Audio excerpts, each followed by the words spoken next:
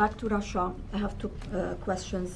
First, while the department is still assessing and monitoring the consequences of what happened in Russia, do you think because of this new situation you'll have to look differently to or at the needs of the battlefields in Ukraine and maybe include the new systems in future security assistance packages?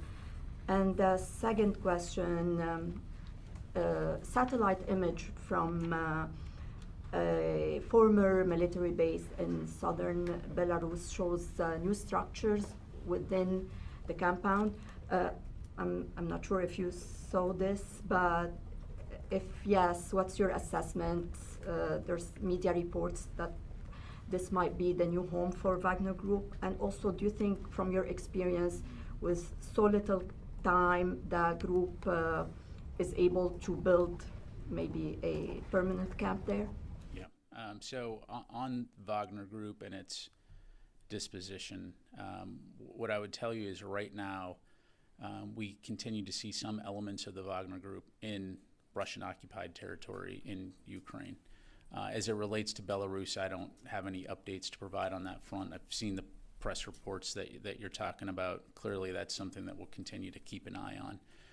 But in terms of the future of Wagner Group, that's really a question best addressed by Russia, which of course, as you know, funds the Wagner Group and how they will be employed going throughout the rest of this conflict and elsewhere around the world. Since, you know, as your colleague highlighted earlier, they also conduct operations in Africa as well as Syria. So that's something that we'll continue to keep an eye on. It's just too early to tell right now.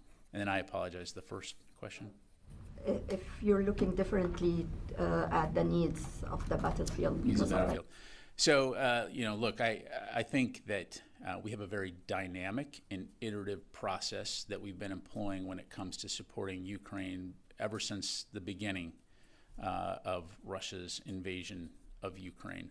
And that entails very frequent communication between the U.S., the Ukrainians, our allies, and our partners in terms of what their needs are.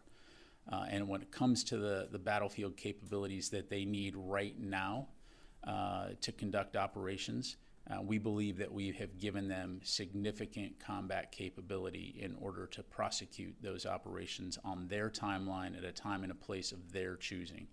And so that will continue to be our focus. Secretary Austin has taken obviously a very personal interest in terms of making sure that we're actively communicating with our allies and partners around the world. You see that as evidenced through the contact group, which is held monthly, as well as the multiple phone calls that he makes to those allies and partners and Ukraine, the Ukrainian Minister of Defense. So we're confident that with that open line, that we're going to continue to get them the capabilities they absolutely need, like ground-based air defense, artillery, armor, and spare parts, maintenance capabilities, all those things they need to continue to prosecute this fight.